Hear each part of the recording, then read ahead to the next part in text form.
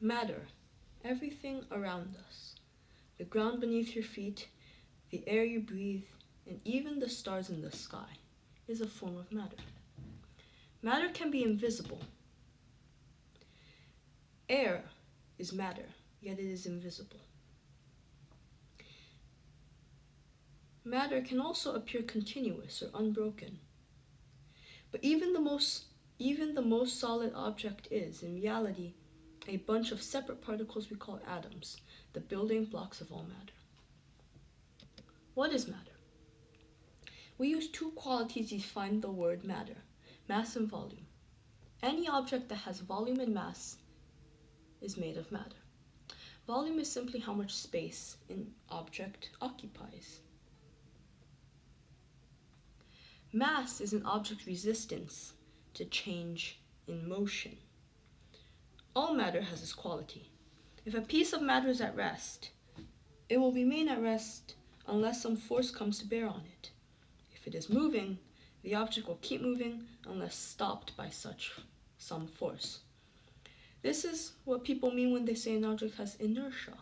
It takes effort to put the object into motion or bring it to a rest. The more the effort is, the greater the object's inertia or mass. To illustrate that, imagine a soccer ball sitting on a field. The ball is not going anywhere unless somebody kicks it or otherwise applies force. The soccer ball has mass. Now imagine a rock of the same size, sitting on the same field. Clearly, the rock is going to be harder to move than the ball.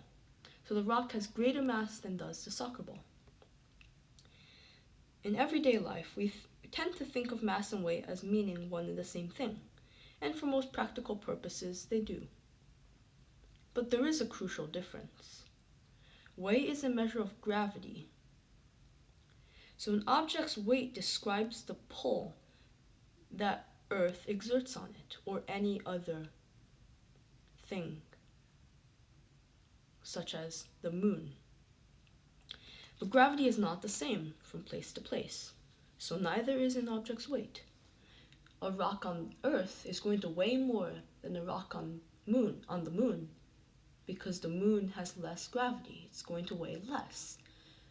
But the amount of matter the rock has isn't going to change. How many atoms and molecules make up that rock is not going to change, so its mass is not going to change either. So clearly, mass and weight are related. The more mass an object has, the more attraction there is between it and another object, such as the Earth. But mass does not change from place to place, but weight does. Now when we put together mass and volume, we get density. Density, by definition, is the quantity of mass that fits into a certain volume. It is usually expressed in terms such as pounds per cubic foot or grams per cubic inch. Density is an important quality of any object. When we say a material such as iron is heavier than another material such as aluminum, what we mean is that iron is denser than the aluminum. Specifically, iron has a density of 491 pounds per cubic foot, which means a cubic foot of iron is going to weigh 491 pounds, while aluminum has a density of 168.7 pounds per cubic foot. So a cubic foot of aluminum is going to weigh 168.7 pounds. So there is a lot more packed iron into the cubic foot of iron than aluminum in that cubic foot of aluminum. Iron is nearly 3 times denser than aluminum. Most matter on Earth exists in one of 3 states: solid, liquid, or gas. This matter can be in different states. Different states of matter have different properties. The 4 fundamental states of matter are solid, liquid, gas, and plasma. But most matter on Earth exists in 3 forms: solid, liquid, or gas. Solid is a state of matter. A solid has a definite shape and a definite volume. It keeps its shape without a container, and this shape can be changed only by exerting some force. A solid piece of clay, for for example, will keep its shape unless it is squeezed. Another example of a solid is iron. Iron has a definite shape. Its shape doesn't change under normal conditions. Now it also has a definite volume. The amount of space it takes up doesn't change under normal conditions. Under constant conditions, I should say. On a molecular level, the atoms and molecules in the solid are close together and do not move over each other. That's what gives it its definite shape property, because if the atoms and molecules cannot move over each other unless a force is exerted, its shape will stay the same. And also the atoms and molecules will vibrate relatively slower than the atoms and molecules in liquids and gases. So solids have less energy than liquids and gases because of the slower vibrations.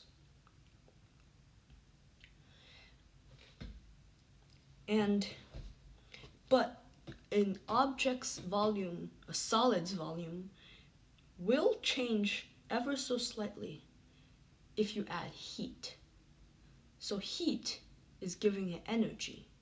So the atoms and molecules are going to vibrate faster because it's given more energy. If it's vibrating faster, it needs more space. So the solid will expand. So a popular science experiment to illustrate this is a copper ball that can pass through a ring. At room temperature, it will pass through the ring. But if you heat it up in a fire, it will no longer be able to pass through the ring because it has expanded. And now we have two different kinds of solids, amorphous solids and crystalline solids. We define these two types of solids based on whether the particles have a definite geometric pattern.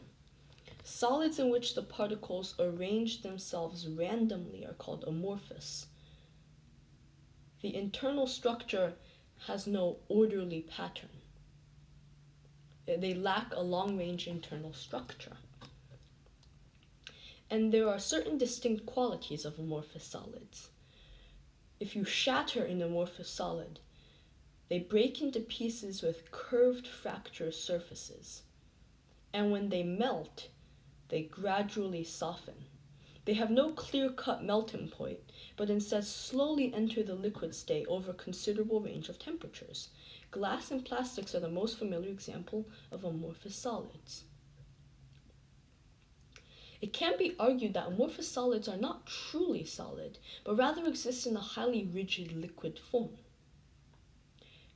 Backing up this opinion is the fact that so-called solid glass and plastic can be observed to flow, although extremely slowly. For example, if you put a heavy object on top of a plastic sheet or a glass pane, after several months or years, it will create a depression.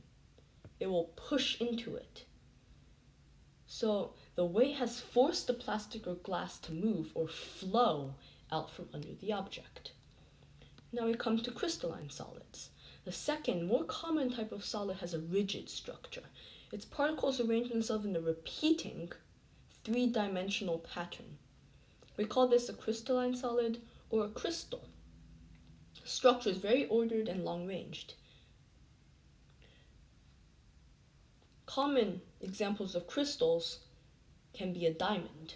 A diamond is carbon arranged in the perfect cubic form. So if we could see the individual atoms, we would see the tiny atoms of carbon arranging themselves in a repeating cubic structure. Now we have liquids. Liquids is another state of matter. Liquids don't have a definite shape, but they do have a definite volume. So a cup of water, if you pour it out, it will no longer be in the shape of the cup. If you pour it into a pot, it will take the shape of the pot. An example of a liquid is water.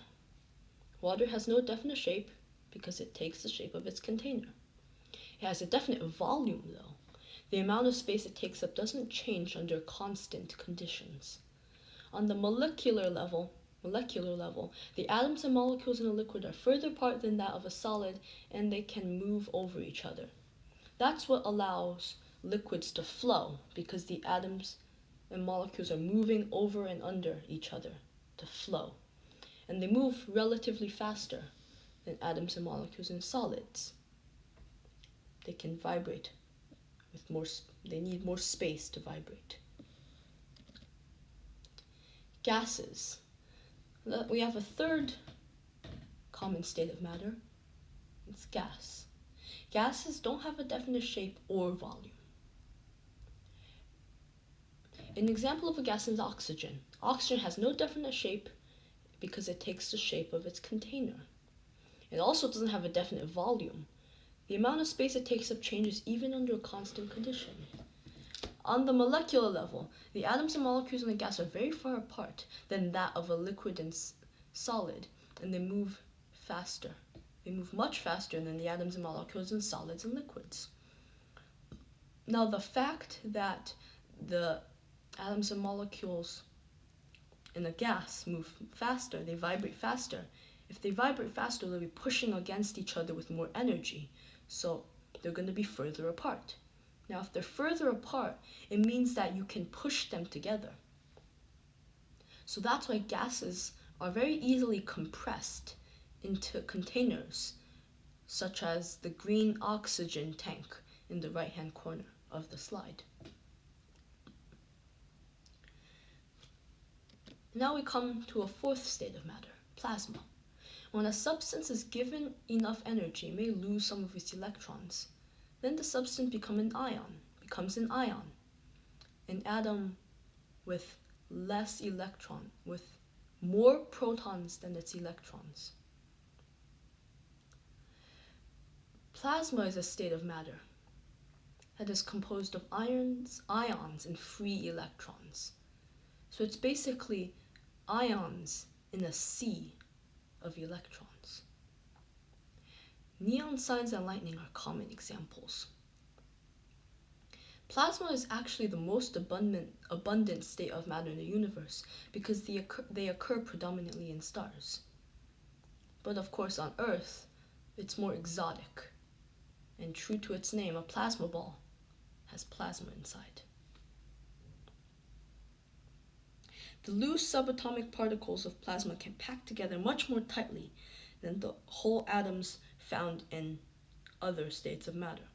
In some brightly glowing stars, plasma packs in together so tightly that the star shrinks down into a volume no larger than that of our planet. Such a star is a white dwarf, thousands of times as dense as the densest material on Earth. Yet plasma can be packed still even more tightly until the subatomic particles all become neutrons and that they are squeezed so tightly that they can touch. The result is a neutron star, which can contain as much matter as our sun within a volume of only a few miles across. Imagine cramming our sun into an area the size of Manhattan. Now, changing states of matter. Common changes in matter are physical changes and chemical changes.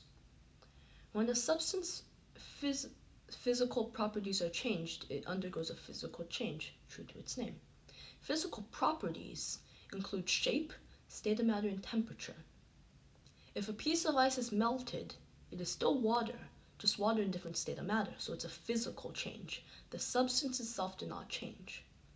Now, what if the substance itself has changed?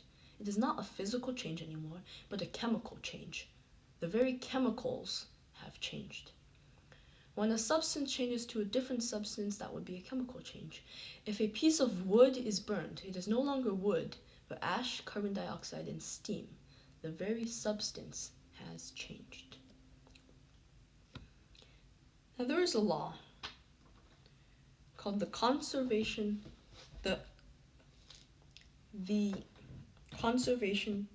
of matter. It states that matter can never be created or destroyed, only changed in form. So matter will never disappear. It will only undergo a physical change or a chemical change. Picture a cup of ice. When it melts, it becomes a cup of water. It may shrink a bit. It may shrink a bit because it has undergone a physical change. But the amount of mass is still the same. If you weigh a cup of ice and the resulting cup of water from melting, they have the same mass. So we know that the matter hasn't been destroyed. Its form has been changed, and its volume has been changed. But the matter itself hasn't disappeared.